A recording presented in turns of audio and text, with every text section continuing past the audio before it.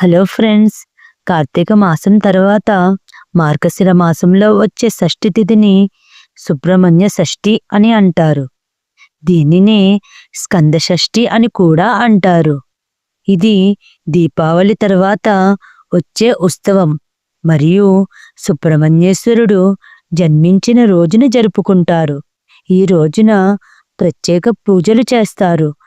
ముఖ్యంగా వివాహం కానివారు, సంతానం లేనివారు, కాలసర్పదోషం ఉన్నవారు స్వామిని పూజిస్తే మంచిదని నమ్ముతారు. సుబ్రహ్మణ్య షష్ఠికి సంబంధించిన సంపూర్ణ మహత్య కథ ఇప్పుడు తెలుసుకుందాం. పురాతన కాలంలో తారకాసురుడు అనే రాక్షసుడు మానవులను మాత్రమే కాదు, దేవతలను కూడా భయభ్రాంతులకు గురిచేశాడు. బ్రహ్మదేవుని నుండి పొందిన వరం కారణంగా అతని మరణం అసాధ్యం. ఆ వరం ప్రకారం శివుడు కుమారుడే నన్ను సంహరించగలడు. అయితే అప్పట్లో శివపార్వతులకు కుమారుడు లేడు. తపస్సులో మునిగిపోయిన శివుడు లోకాల వ్యవహారాలను పట్టించుకునే పరిస్థితిలో లేడు. దాంతో 3 లోకాల్లో భయం పెరిగింది. దేవతలు, ఋషులు కలిసి శివుని తపస్సును భంగం చెయ్యాలని నిర్ణయించారు. పార్వతీదేవి మహాశిల్పంగా తపస్సు చేస్తూ శివుడిని రప్పించేందుకు ఎన్నో యుగాలు గడిపింది. దేవతలు మన్మధుణ్ణి ప్రార్థించి శివుని మనసులో ప్రేమను మేల్కొలుపు అన్నారు. మన్మధుడు తన పుష్పబాణాన్ని శివునిపై ప్రయోగించాడు. శివుడు తపస్సు నుండి లేచి అసహనంతో మన్మధుణ్ణి దహనం చేశాడు. కాని పార్వతీదేవి భక్తి పవిత్రత కన్న శివుని హృదయం కదిలింది. శివపార్వతుల వివాహం ఘనంగా జరిగింది. కొంతకాలానికి వారు ఒక అసాధారణమైన దివ్య తేజస్సుని సృష్టించారు. ఆ తేజస్సు ప్రకాశవంతమైన 6 అగ్ని జ్వాలలుగా బయటకు వచ్చింది. ఆ జ్వాలలను గంగాదేవి తన ఒడిలో తీసుకుని అనంతరం కార్తికేయమ్మల సహాయంతో శరవణ పుష్కరిణిలో నిలిపింది.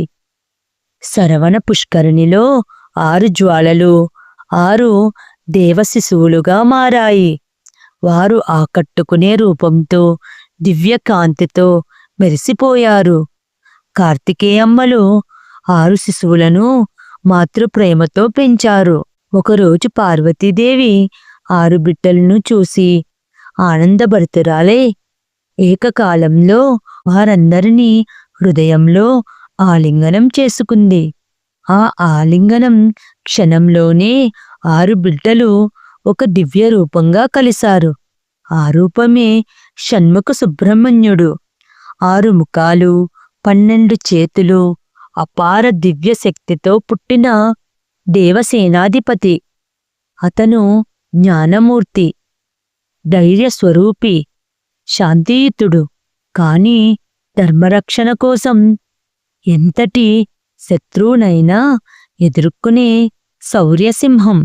ఒకసారి నాగవంశానికి చెందిన సర్పాలు శాపగ్రస్తమయ్యాయి. వారు భయంతో సుబ్రహ్మణ్యుణ్ణి ప్రార్థించగా అతను వారిని శరణాగతులుగా స్వీకరించి శాప విముక్తి కల్పించారు. అప్పటి నుండి సుబ్రహ్మణ్యుడు సర్పాల రక్షక దేవుడుగా ప్రసిద్ధి చెందాడు. నేటికి ఆయన వద్ద సర్పదోష నివారణ పూజలు ప్రత్యేకంగా చేస్తారు. యువుడిగా ఎదిగిన సుబ్రహ్మణ్యుడు దేవలోక సైన్యానికి సేనాధిపతిగా నియమితుడయ్యాడు.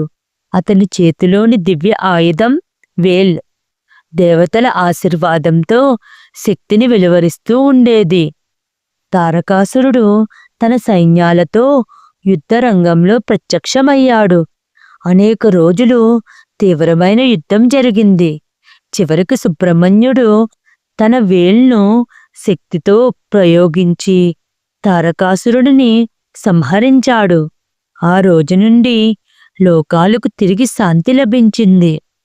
సుబ్రహ్మణ్యుడికి 2 మహాదేవీపతులు, దేవసేన, వల్లి. దేవసేన ఇంద్రుని దత్తపుత్రి. వల్లి పర్వత ప్రాంత గిరిజ సేవకురాలు. దేవసేనతో ఆయన వివాహం దేవలోకంలో మహోత్సవంగా జరిగింది. వల్లిని స్వయంగా వివిధ రూపాలు ధరించి ఆశీర్వదించాడు. ఆమెతో ప్రేమపూర్వకమైన దైవికమైన కలయిక జరిగింది.